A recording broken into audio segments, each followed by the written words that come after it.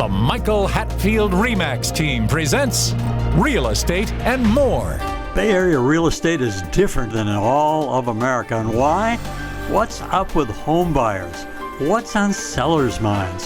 How is the market? And much, much more. Now, here's your host, Michael Hatfield. Welcome back to the Real Estate and More show, where we cover about everything from dream homes to inspiring human stories. Today, we're shifting gears to introduce a truly remarkable guest. He's not just running the race of his life, he is swimming, biking, then running it. Joining us is Mr. Peter Davis, an incredible triathlete with his sights set on the Ironman World Championships this September in the breathtaking city of Nice, France. Determination, training tirelessly, and pushing the limits of both his mind and body. Not only is Peter an extraordinary athlete, but he's also a truly remarkable young man who embodies the spirit of hard work and perseverance. We're thrilled to have him here to share his journey, his passion for triathlon, and what it takes to compete on the world stage. Welcome, Mr. Peter Davis. Thanks for having me. So, Peter, tell me, take us back to the beginning. What drew you into wanting to do triathlons? Tell us your story. Yeah, so I started picking up triathlon about my junior year of college. Blew my mind as a freshman.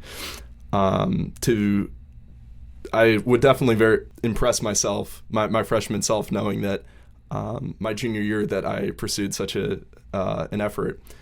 The summer of my junior year, I took a shot at the half Ironman, and I noticed off the bat that I was decent at the event. So that following summer, I looked into the full Ironman, and from there, the rest was history. Wow, you competed in the one in Madison, right? Yes. And how did you do? My first Ironman went decently. My first half Ironman went decently well. I had a strong running base. Through rowing, I had a good. I had the biking muscles. Swimming was definitely my weak point, but it was really about just getting through the swim, and then just powered through the transitions as best as I could and light some fireworks off during the run and the bike. Did you really enjoy, actually running and biking and swimming and doing all that? Did you really enjoy it? I did. I thought it was an interesting change of pace, especially being that through high school, I was doing track and cross country, and then the first 2 years of my time at Wisconsin, I was rowing. It was interesting to kind of, it was a very different beast, the triathlon. You have, of course, the transitions. You're doing three sports at the same time. It's a very technical event while still being this endurance race. That has always been such a fascinating thing to me. So you have the confidence to jump from the local or national stage to the world stage in Nice. So now you've been training, and I have to tell you, folks, I was with a buddy on the bike path, and then all of a sudden this blonde-haired guy just blew by me like there was no tomorrow, and I realized, oh, that's Peter. And so that's how we ended up finding him and getting him on this show so that he can share his story. So he went and did really well in Madison in their Ironman, or the half Ironman. And so now he's going to jump to the world stage, and earning a spot to do that's really something else again, is it not? Yes, it was definitely something I really had to work for. The stage was definitely me and my peers on my triathlon club on campus. What's really nice about the Ironman culture, or the Ironman being on the school campus, and especially the fact that we have a really well-established club team, is that there was a huge attendance, especially this year with the Ironman, and it was really a dogfight between me and my buddies this summer training up for that. There was 4 slots that are typically on average given to each age group for the Ironman. Earlier in the summer, we didn't know what that number was going to be. It really depends on how many people are let into Worlds based on other races in other parts of the country or in the world. So it was really just a fight between me and a couple guys to be the best to get that first or second slot so that we could beat on the world stage. I can imagine. So there'll be up to 3 other team members from your actual school joining you in Nice. Is that correct? That is correct. Wow. Yeah. Wow. The first, second, third, and fourth place in competitors in the male age group were 3 of my buddies training through the summer for this race. Well, tell me about triathlons. They've come a long way since when they first started. They started like in the Ironman actually started in like the 70s. And then after the 70s, then it's kind of went from very low attendance of competitors to quite a few, 250,000 people a year compete in this thing. Yeah. I think what really makes Ironman special is that it's global. And I think a lot of the people that I know that compete professionally, their favorite thing about the sport is the fact that they're traveling the world doing these events. And as I continue to do triathlon, and especially as I go to Nice, that's one of the things that I look forward to most is the chance to visit other places, spend time in a city. What a great way to network with people when you're competing with them in a race and learning about their lifestyle in the sport. And I think that's one of the things that makes triathlon such a special sport. Well, I tell you, Nice is really an amazing place. With the airline, I used to fly it maybe 20, 25 times, and I never got to see the Formula One in Monaco. So this is an aside from what we're talking about, but in April, and the race actually is in May, I was complaining to my buddy. I says, hey, I've been here all this time with the airline on the layovers, never saw the race. He says, why don't we go? So this year, we actually went and saw the Formula One in Monaco. Beautiful city, just an amazing city. We're going to take a short break. We'll be right back. The Real Estate Minute with RE/MAX expert Michael Hatfield. Bay Area housing markets are always changing. What should we think of that, Michael? Mark Twain said, I seldom saw an opportunity until it ceased to be one. We live in the greatest housing market in the nation, but careful thought should be given each time one buys or sells a home.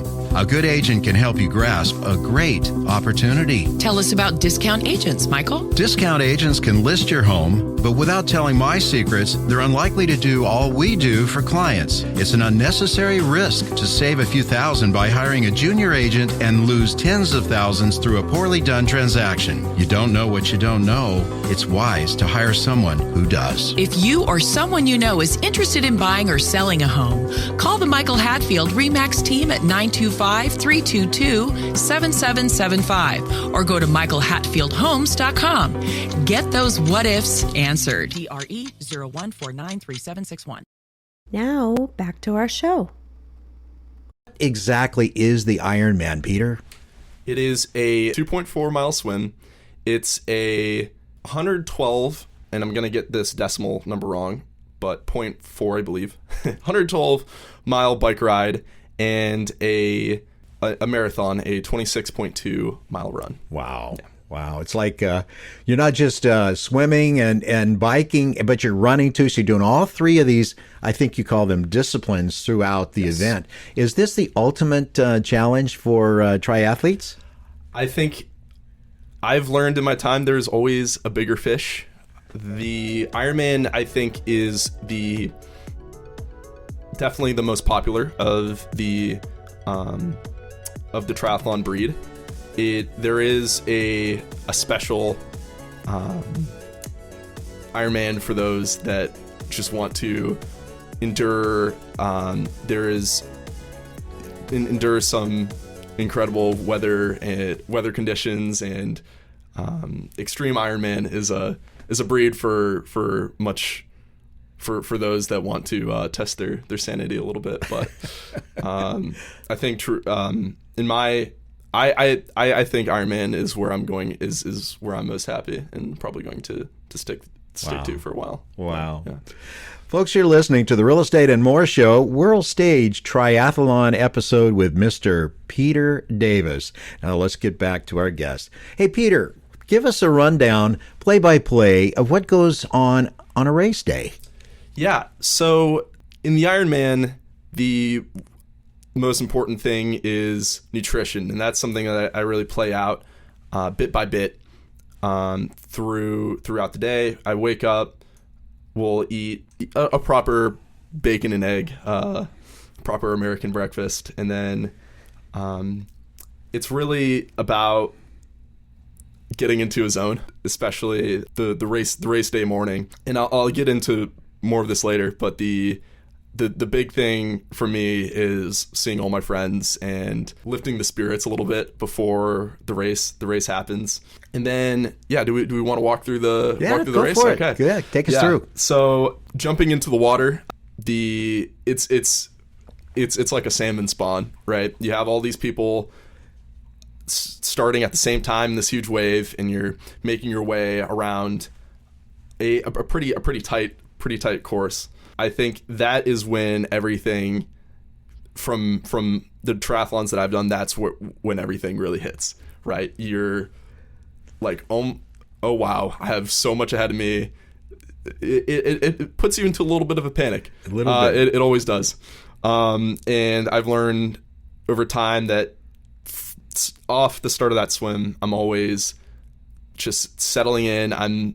It's almost like a meditative thing for me to the beginning of that swim, just counting my strokes, focusing on just being fluid, and usually the swim goes by pretty briskly. And then things really heat up once I get onto the bike. It's long. It's really long.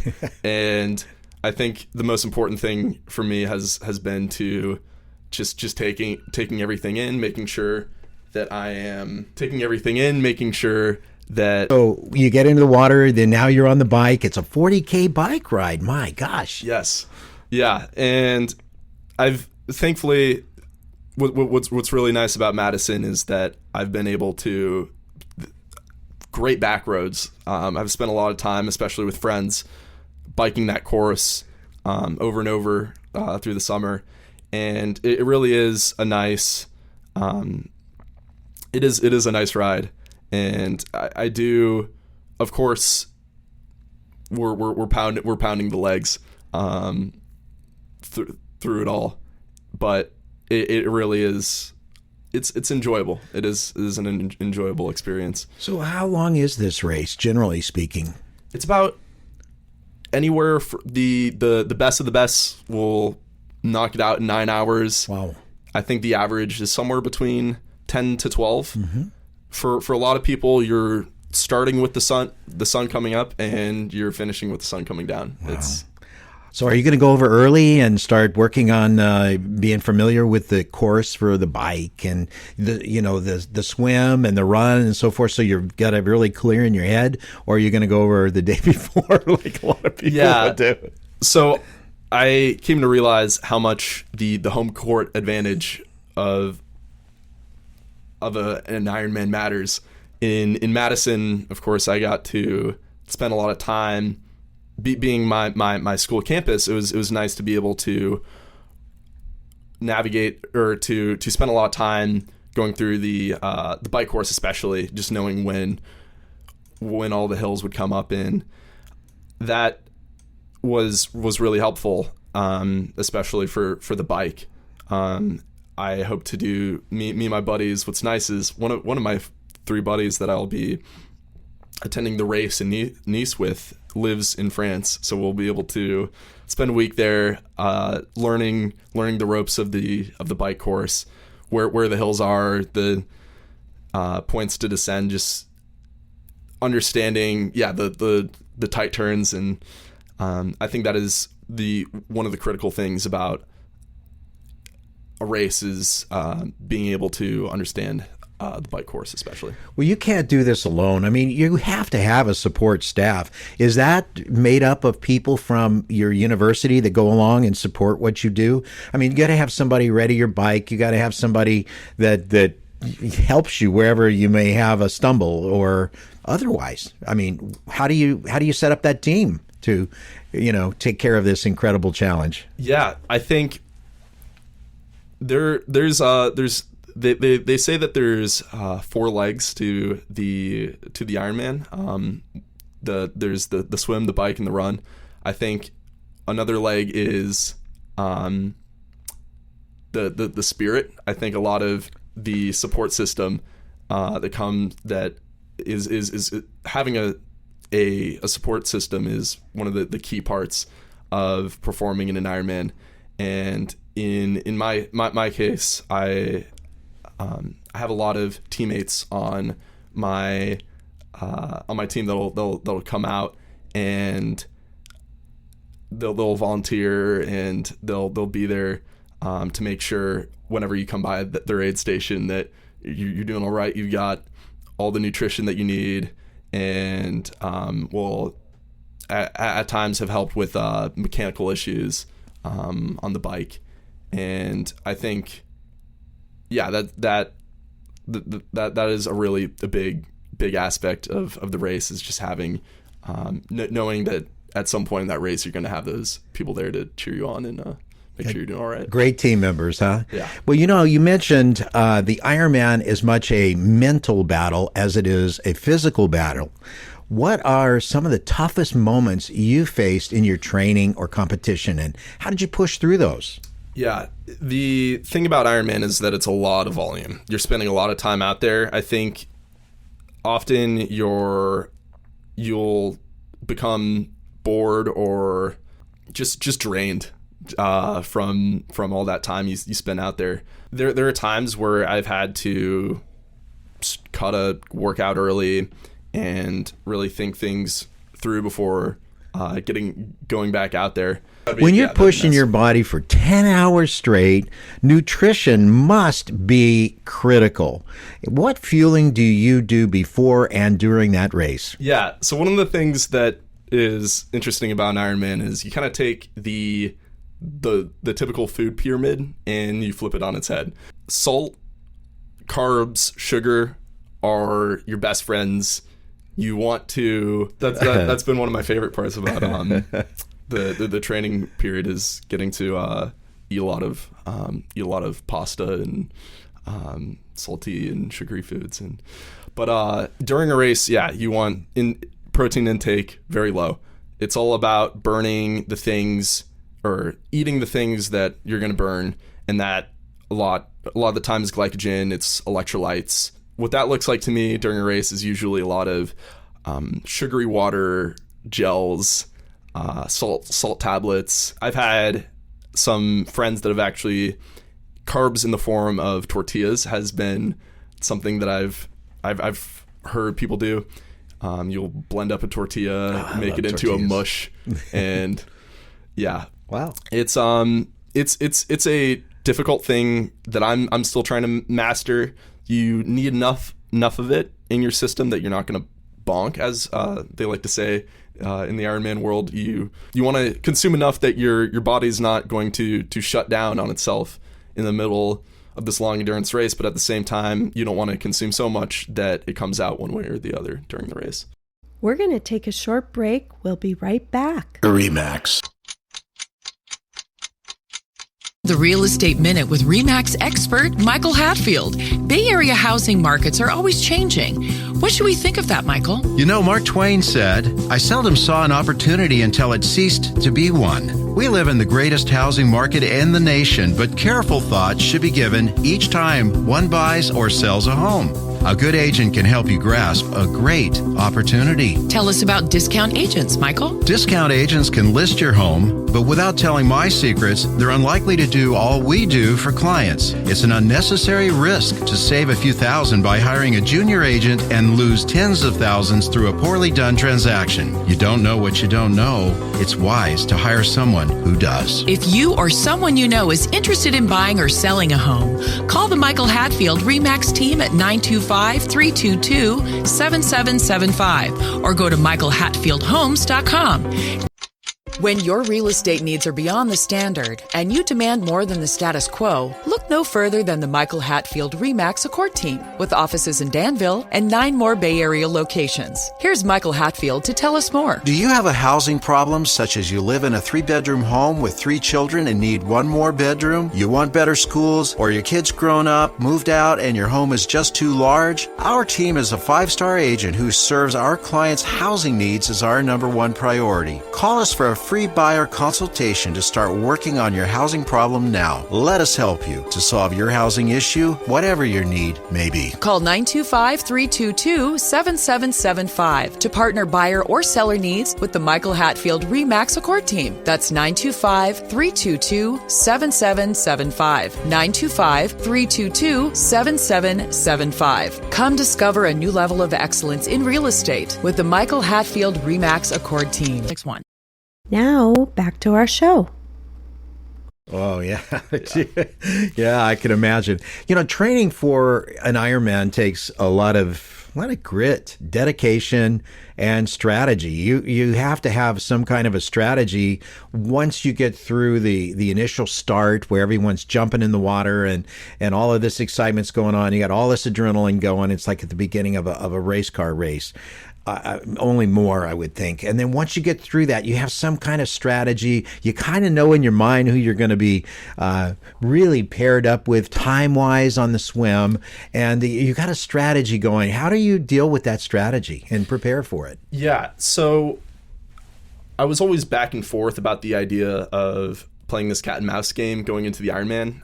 There was definitely people that I wanted to beat, but the thing about an Ironman is that, especially compared to a shorter race, it's really about you're paying attention to your body, and there's of course a lot of things. There's a lot of fuel sources that are going to vary through the race. You got your spirit, all your nutrition levels, and there's also just a lot of things that could go wrong during the race. So you really have to, what I learned is that I really just have to focus on my body and making sure that I'm pushing myself as much as I can without inhibiting any of those things. Because if you overpush, and that's the scary thing about an Ironman is if you really overpush at a point and say drain your salt levels, or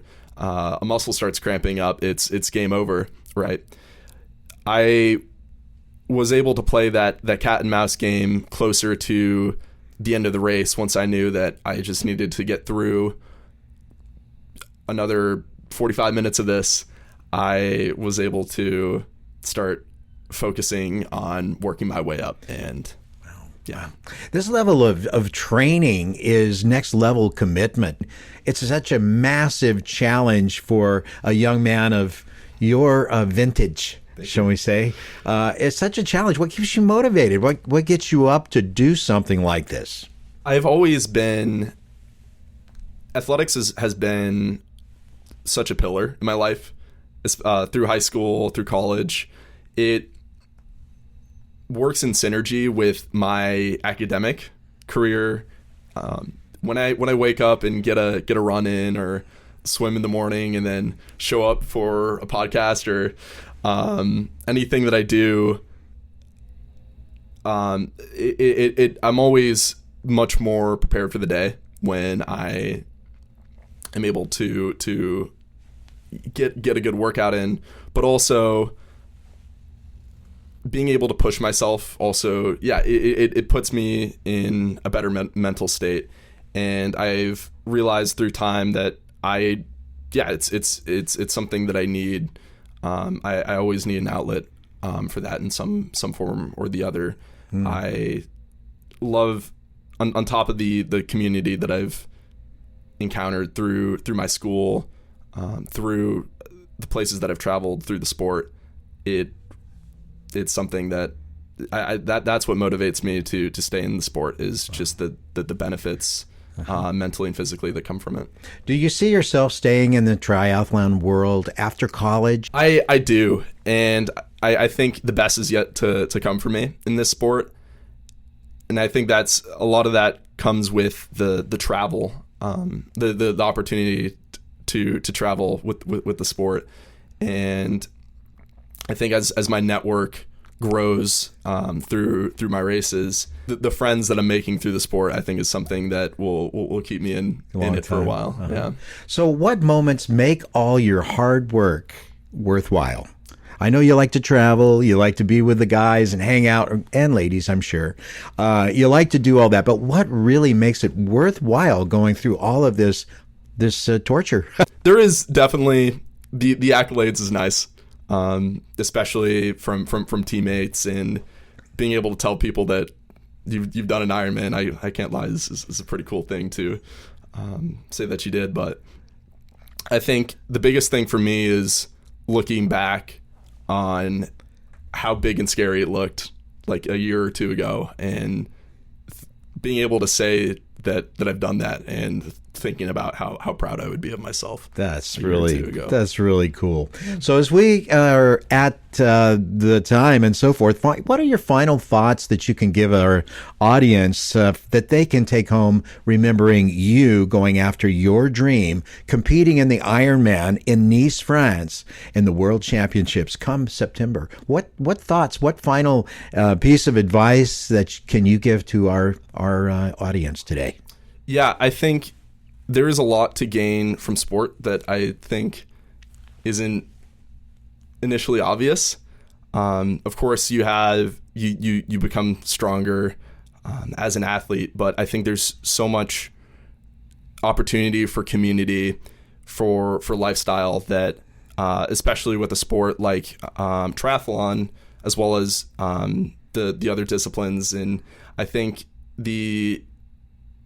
having a sport where you can build a community, you can travel and race, I think is, and especially as you leave college, you're going to, it's critical that you keep a network like that. And I think through sport, it's very easy to stay close to people. So building a community and keeping with that community Absolutely. over time and into the years to come. Yes. Yeah, boy, I tell you, we've talked a lot about that with various people in regards to our 9/11 show that we had. Same kind of thing. It's you build that community, you keep it, and it makes you have the strength that you need to get through something, ordeal such as yourself. Yeah. So, wow. So, Mr. Peter Davis, an incredible triathlete, thank you for being on the show today. I really appreciate, you sharing your thoughts with us, and let's hope your determination and training tirelessly, pushing those limits of both mind and body, will land you a top finish at the World Championships in Nice this coming September. Ironman World Championship. Thank you, Peter Davis, for being on the show. This was fun. Thank you so much for having me. You've been listening to the Real Estate and More Show. Please check out our YouTube channel at My Real Talk Show. That's at My Real Talk Show at youtube.com. Touch that subscribe and that like button if you'd be so kind. We'll be back next week with Real Estate and More with a special guest then as well. I hope you tune in, and in the meantime, have a blessed week. Please remember to go to our new YouTube handle, My Real Talk Show. That's My Real Talk Show at youtube.com, and touch that subscribe button. You can also find past aired shows at our handle, My Real Talk Show, on youtube.com.